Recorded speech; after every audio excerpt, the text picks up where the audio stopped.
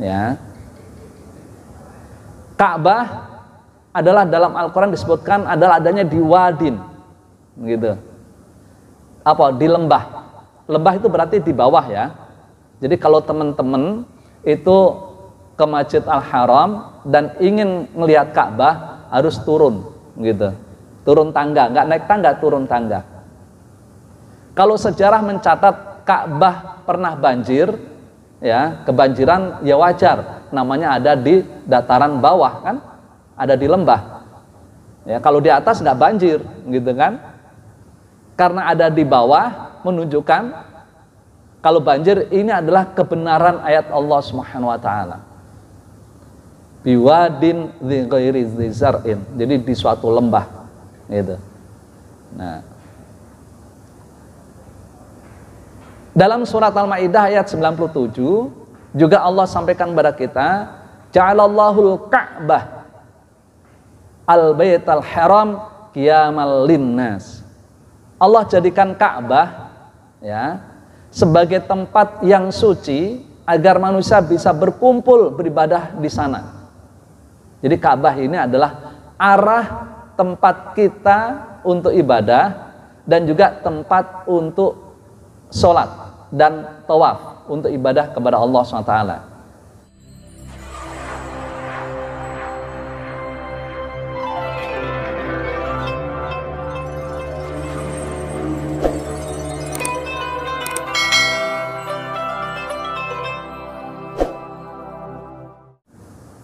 Pada kajian sirah kita bulan kemarin, kita telah mempelajari terkait tentang sejarah kota Mekah. Ya. Kita tahu berawal dari ditempatkannya Ibunda Hajar dan putra beliau Ismail alaihissalam di suatu tempat di lembah biwadin dzi ghairi dzi zar'in, suatu lembah tempat yang tidak ada tumbuh-tumbuhan namun berada di sekitar Ka'bah ya. Terus dari sanalah Ibunda Hajar ya Allah anugerahkan, yaitu adalah air Zam-Zam. Seiring dengan itu suku Jurhum dari Yaman ini akan melakukan perpindahan dari Yaman ingin ke Syam, namun di saat lewat Mekah ya ini kok ada burung terbang di atas, seakan-akan di bawahnya itu ada air. Akhirnya suku Jurhum tidak jadi pindah ke Yaman, tidak jadi pindah ke Syam, namun dia berdomisili di sekitar air Zam-Zam itu, sehingga ya beranak pinak terus semakin banyak, akhirnya ya itulah jadi kota Mekah yang sampai saat ini. Nah, rahmatkan Allah SWT, pada saat ini kita sedikit akan mengkaji terkait tentang sejarah Ka'bah ya. Saya awali dari sabda baginda Rasulullah SAW yang diriwayatkan oleh Imam Bukhari dan Muslim. Rasulullah sampaikan, bersabda kepada kita, la tusaddur rihalu, tidak ada rihlah perjalanan yang disegerakan, yang menjadi prioritas, illa kecuali ila thalathi masajid, kecuali berangkat menuju 3 masjid. Kita sebagai seorang muslim ya, ini melakukan perjalanan yang menjadi prioritas adalah berjalan safar menuju 3 masjid.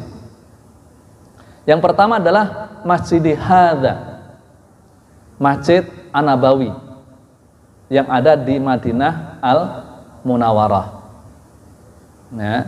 Yang kedua wa Masjidil Haram, jadi berangkat menuju Masjid Al-Haram, yaitu yang di sana ada Ka'bah ya. Berangkat menuju Masjid Al-Haram, di sana ada Ka'bah. Yang mana Ka'bah, bangunan Ka'bah itu adalah bukan bangunan yang untuk disembah, bukan. Namun kita harus tahu, biar tidak mengganggu akidah kita, Ka'bah ini adalah kiblat dan tempat untuk ibadah. Ya, jadi kiblat dan tempat untuk ibadah.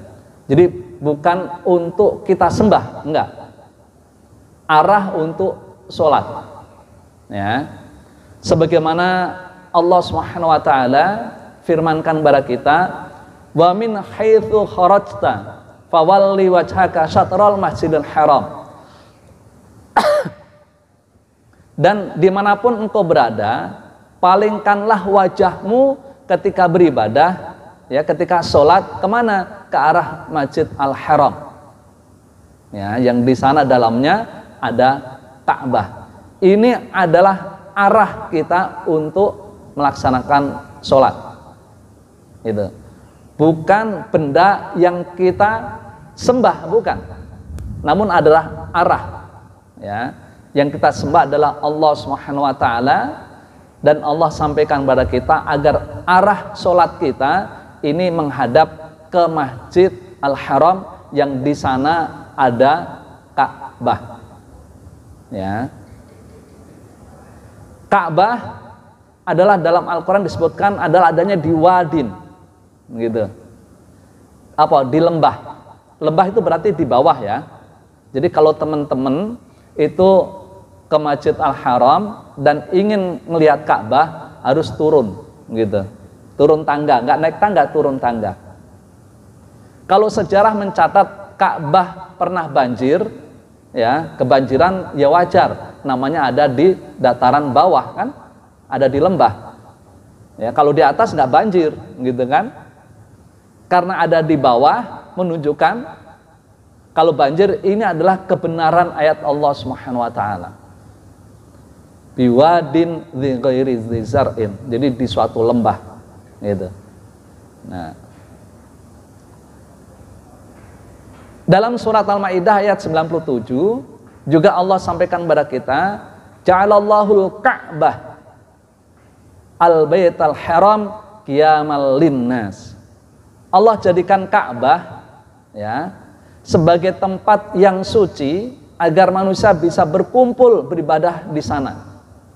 Jadi Ka'bah ini adalah arah tempat kita untuk ibadah dan juga tempat untuk sholat dan tawaf untuk ibadah kepada Allah SWT. Ini menguatkan, jadi bukan benda yang disembah, namun adalah tempat ibadah dan arah untuk melaksanakan sholat. Ini. Dalam ayat yang lain juga dalam surat Al-Hajj, Allah Subhanahu wa taala, ya, sampaikan kepada kita semuanya, dan ingatlah ketika kami tempatkan Ibrahim di tempat Baitullah dengan mengatakan, janganlah engkau mempersekutukan aku dengan apapun, dan sucikanlah rumahku bagi orang-orang yang tawaf. Jadi Ka'bah ini adalah tempat untuk tawaf, dan orang yang beribadah dan orang yang rukuk dan sujud. Jadi tempat untuk tawaf, tempat untuk beribadah, tempat untuk rukuk dan sujud. Ya. Jadi kalau Bapak sholat di sekitar Ka'bah, ya menghadapnya harus menghadap ke Ka'bah, gitu. Nggak mesti kalau kita kan menghadapnya ke arah barat, ya. Karena Ka'bahnya ada di sana. Kalau yang ada di seberang Ka'bah mungkin dia menghadap ke timur. Terus kalau dalam Ka'bah sholatnya ngadep kemana? Silahkan ngadep kemana saja, gitu. Kalau di luar Ka'bah ngadepnya ke arah Ka'bah. Tapi kalau dalam Ka'bah sholatnya ya menghadap terserah dalam Ka'bah, kan? Ini, ya. Nah, ini terkait tentang Ka'bah. Jadi jangan sampai, gitu kan? Kok kita sholat kayak ngadep ke batu, kayak nyembah batu? Bukan. Ini adalah arah untuk sholat saja, ya.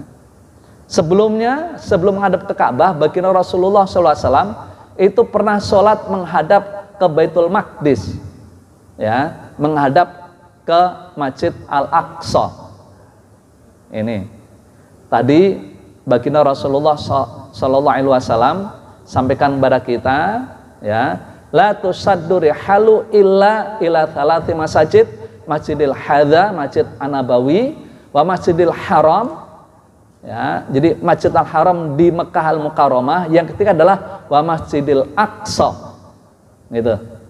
Masjid Aqsa yang ada di Palestina.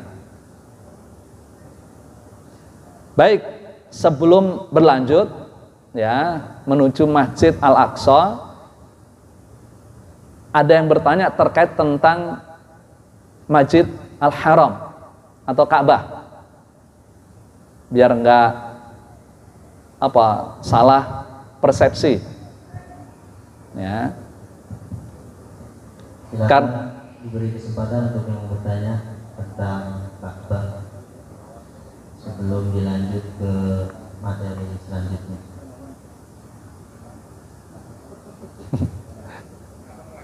Nyuruh orang lain.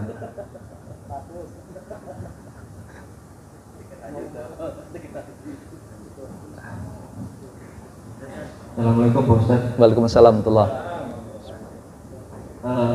Ini pertanyaannya sebenarnya yang mungkin dipercayai sama Pak Ustaz ya. Di Ka'bah itu Pak Ustaz isinya apa Pak Ustaz? Di dalamnya? Iya, di dalam Ka'bah itu. Iya. Makasih Pak Ustaz. Baik. Terus terang saya belum pernah masuk ke dalamnya. Ya. Jadi yang masuk ke dalamnya itu adalah orang-orang tertentu, ya. Mungkin ada benda berharga di sana, Allah alam, ya, karena juga saya belum pernah membaca inventaris gitu kan, benda-benda di dalamnya itu apa. Tapi yang jelas Ka'bah itu adalah bangunan kotak begitu, ya, kotak, ada pintunya gitu kan. Terus di luarnya juga ada namanya adalah Hajar Aswad, ya, ada Hajar Aswad. Ini adalah titik untuk tawaf, ya, titik untuk tawaf. Jadi sebelum tawaf itu mencium Hajar Aswad, terus putar, gitu kan? Ini. Terus nanti lewat ada pintu Ka'bahnya. Karena ada pintu Ka'bah berarti ada dalam, bisa masuk ke dalamnya, gitu. Ya. Kalau pintunya itu di atas itu Pak ya. Jadi kalau kita pengen masuk kita harus naik kayak tangga gitu. Ya, naik tangga baru nanti bisa masuk ke dalamnya. Kalau nggak ada tangganya susah kita naik, gitu. Terus nanti ada Hijr Ismailnya, gitu. Ya, ada Hijr Ismail yang di sana orang bisa sholat di dalam Hijr Ismail itu terbuka. Kalau Hijr Ismail itu nggak ada apa-apanya, karena itu terbuka.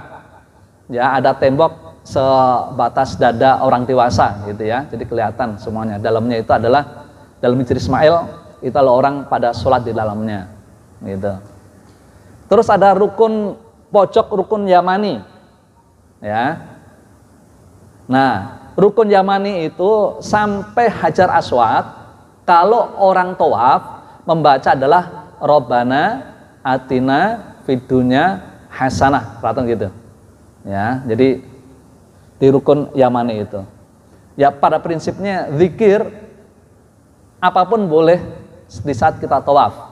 Makanya ada yang murojaah, ya, jadi mengulang hafalannya sambil tawaf, ya. Terus ada yang zikir, ya silahkan saja, gitu kan. Ada yang baca Al-Quran, ya kan.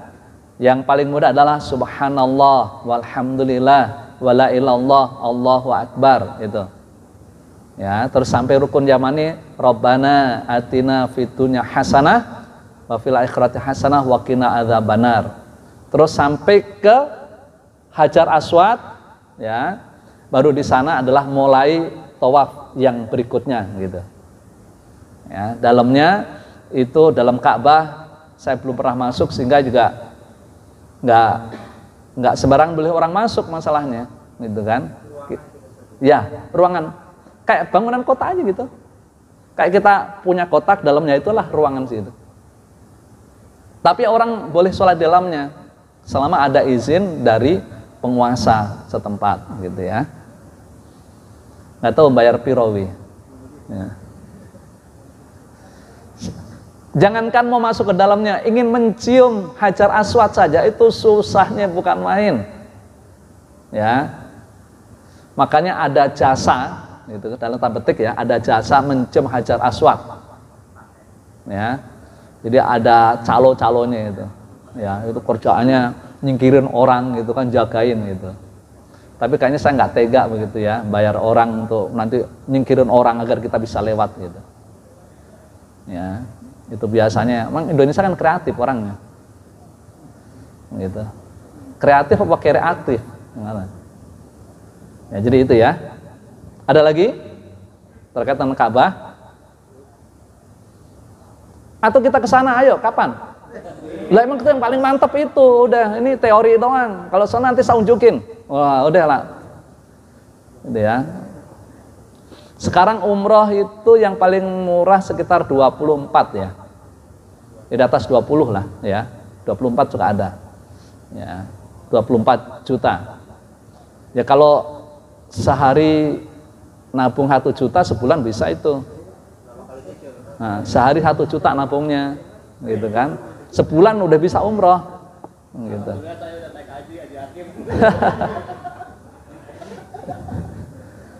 Gitu.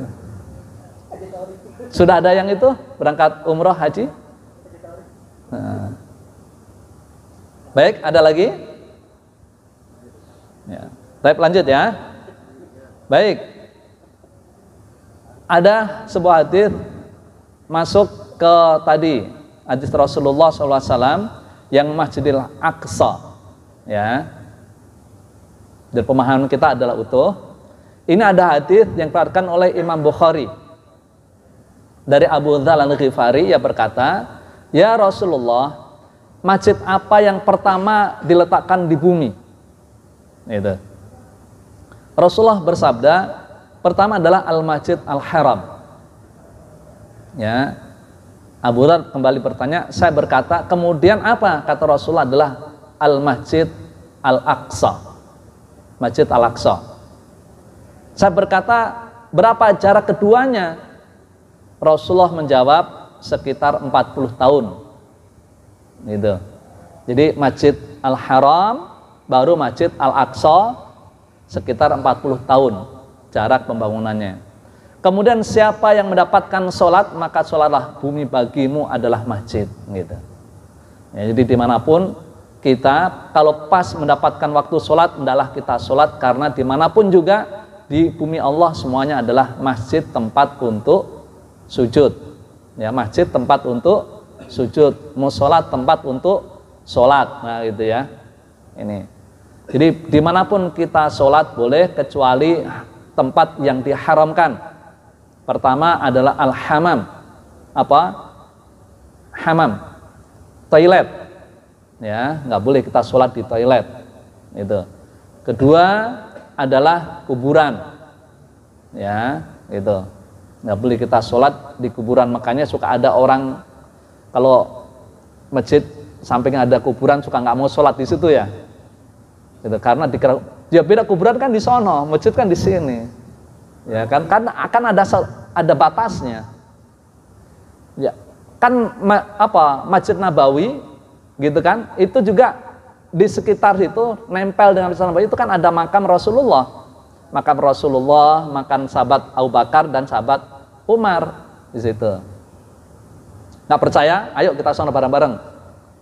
Nah, gitu kan, sekalian kita sholat di Masjid Nabawi, gitu kan, ziarah ke makam Rasulullah Sallallahu Alaihi Wasallam, gitu. Ya. Nah, rekan-rekan maka Allah SWT, terus terkait terus siapa yang membangun Ka'bah, gitu kan? Yang bangun Ka'bah ada banyak pendapat.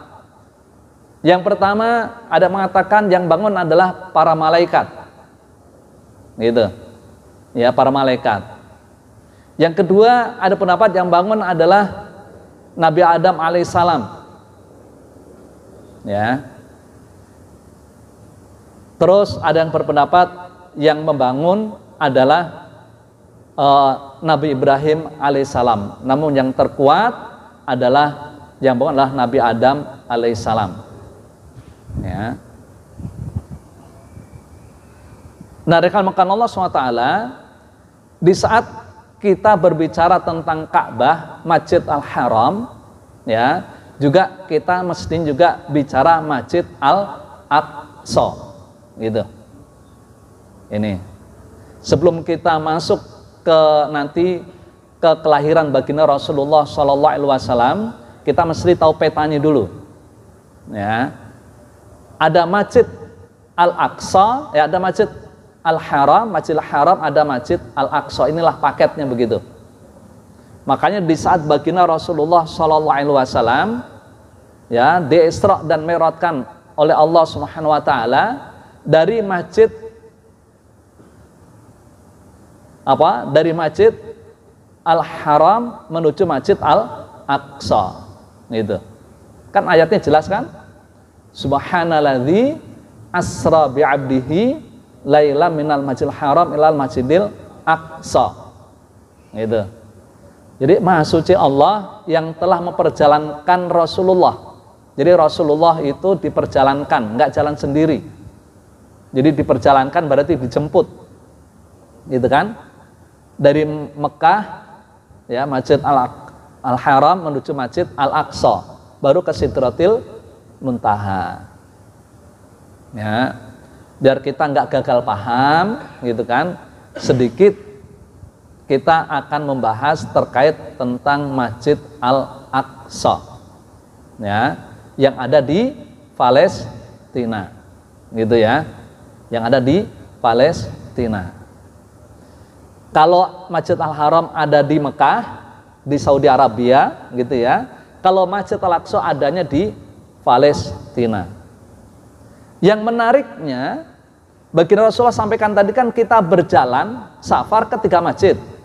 Masjid Nabawi, Masjid Al-Haram, dan Masjid Al-Aqsa. Ini 3 paket, 1 paket, 3 masjid lah 1 paket. Semestinya jamaah kita, umroh maupun haji, itu rutenya ya tadi Masjid Nabawi, gitu kan? Setelah ziarah ke Masjid Nabawi, sholat di sana, ziarah ke makam baginda Rasulullah, terus ngambil mikot di Bir Ali, gitu kan? Mikot untuk niat haji maupun umroh, ya, pakai ihram, ya, pakai baju ihram.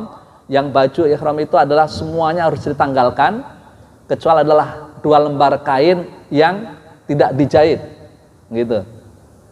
Makanya ada orang Afgan itu suka pakai kain ihramnya adalah kain kafan. Seperti kain kafan itu. Gitu. Ya, seperti kan kalau kita kan kain ihram kan bagus itu, tebel gitu kan. Ya, bagus. Kalau seperti kain kafan aja persis gitu. Sah, boleh. Memang seperti itu.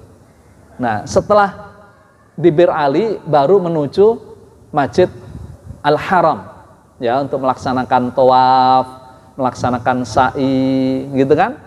Kalau ihram kan gitu, melaksanakan tawaf, melaksanakan sa'i, ya, terus potong rambut, gitu.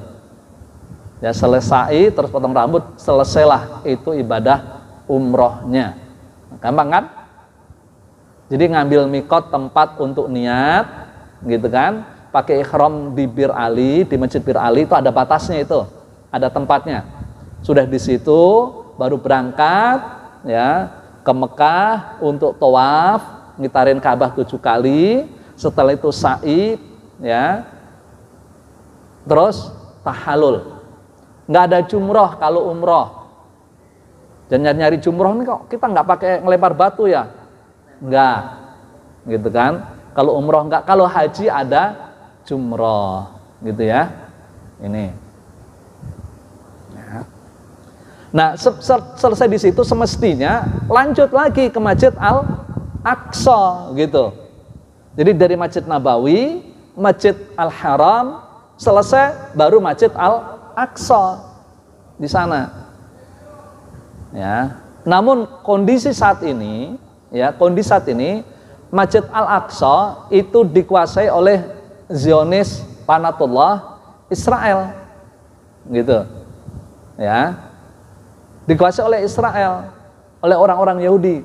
Dan Masjid Al-Aqsa ini adalah masjid, tempat suci, gitu ya, tempat untuk ibadah yang diperebutkan oleh 3 agama besar, gitu ya, yang diperebutkan oleh 3 agama besar, itu adalah agama Yahudi, agama Nasrani, dan juga Islam. Ini makanya sejarah itu mencatat pernah dikuasai oleh orang-orang Nasrani. Di zaman pemerintahan Umar bin Khattab, dari pendeta Nasrani menyerahkan kunci Masjid Al-Aqsa kepada Khalifah Umar bin Khattab. Ini sejarah cukup menarik itu. Di saat itu Umar bin Khattab melakukan perjalanan dari Madinah menuju ke Palestina. Perjalanan sekitar 1.500 kilo, gitu ya, naik onta. Beliau cuma berdua, beliau dan 1 pengawalnya. Dan Khalifah Umar bin Khattab dengan pengawalnya atau asistennya, begitu kan, itu bergantian untuk nuntun onta. Ya, dari Madinah yang naik adalah sang Khalifah Umar bin Khattab, gitu. Terus nggak lama, gitu kan, pembantunya yang naik, ya, capek kan jalan terus, naik terus Umar nuntun onta, gitu. Udah capek, gantian lagi pembantunya yang nuntun, Umar naik onta, terus begitu. Dan pendeta yang menguasai Masjid Al-Aqsa, dia nggak mau menyerahkan kunci kalau nggak langsung kepada sang Khalifah Umar bin Khattab, gitu. Nggak mau ada perwakilannya, harus Khalifah Umar bin Khattab.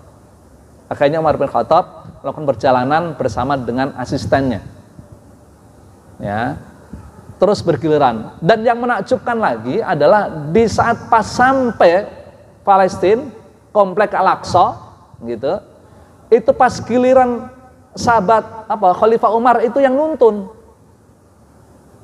Kok pas gitu? Jadi pembantunya di atas onta, gitu kan, naik, terus Umar yang nuntun. Ini sehingga orang bersorak-sorai untuk menyambut yang di atas onta, gitu. Wah, ini sang khalifah gitu. Ternyata salah, sang khalifah yang lagi nuntun onta, pembantunya di atas onta. Nah, akhirnya pendeta Nasrani itu merasa takjub sekali, begitu tawadhu'nya, gitu kan, sang khalifah rela nuntun onta yang mana di atasnya ada pembantunya. Memang gelirannya begitu, gitu, terkenal. Sehingga apa? Pendeta Nasrani itu menyerahkan kuncinya dengan bangga, gitu ya. Ini diserahkan kepada sang khalifah Umar untuk mengelola Masjid Al-Aqsa. Namun pasang surut sejarah akhirnya dikuasai oleh sekarang ini, ya, Masjid Al-Aqsa dikuasai oleh orang Zionis, orang Yahudi saat ini. Masjid Al-Aqsa ini adalah sebuah komplek, ya. Jadi jangan hanya dikira bangunan, gitu. Sebuah komplek yang luasnya adalah 14,4 hektar.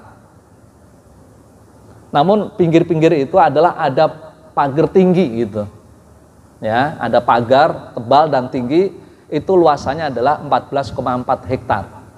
Di dalam komplek Al-Aqsa itu ada Masjid Qubatus Sahra, Masjid Kubah Kuning, ya. Masjid Kubah Kuning ini adalah dibangun untuk apa? Melindungi batu, yang mana batu itu adalah sebagai pijakan Rasulullah untuk ke Sidratul Muntaha. Biar batunya itu tidak rusak, gitu kan, dikasih bangunan untuk melindungi. Ini. Dan ada juga bangunan Masjid Qibli. Itu bangunan yang besar. Selebihnya adalah kecil-kecil. Dan kalau kita sholat di dalam bangunan atau di luar bangunan atau mojok, gitu kan, selama masih dalam satu komplek itu pahalanya sama. Ya, pahalanya sama. Ada hadis menyebutkan sekali sholat di sana nilainya adalah 500 kali dibandingkan masjid kita di sini. Kecuali Masjidil Haram dan Masjid An-Nabawi. Gitu. Jadi 500 kali sholat dibandingkan masjid kita yang ada di sini. Jadi kita sholat di sini 500 kali, sepadan dengan sekali sholat di sana. Ya. Makanya umat Islam mesti rindu juga kita, bukan ke Masjid Nabawi dan Masjid Al-Haram, namun juga Masjid Al-Aqsa. Ya, kita rindu untuk ke sana. Namun kita kalau ke sana pada saat ini, ya harus melalui Israel, gitu. Melalui negara Israel kita harus bayar segala macam di sana, dikawal tentara Israel. Kita bayar dan uang kita dipakai sama tentara Israel untuk nembakin saudara kita di Palestina. Nah, makanya kalau kita mau berkunjung ke sana ini juga harus berpikir. Makanya ada ulama yang menyebutkan nggak boleh selama dikuasai sama mereka kita berkunjung ke sana. Karena uang yang kita berikan kepada Israel dibelikan senjata untuk nembakin saudara kita di Palestina. Makanya sekarang muncullah perang Palestina, gitu kan? Muncullah perang Palestina. Kenapa? Salah satu tujuannya para pejuang di sana ingin membebaskan Al-Aqsa dari cengkraman Zionis, gitu. Ya. Yang saat inilah terjadi perang besar, ya, terjadi perang besar. Ya. Dalam sejarah 70 tahunan ini adalah perang yang sangat besar. Karena korbannya ini adalah sangat banyak sekali. Ya, sampai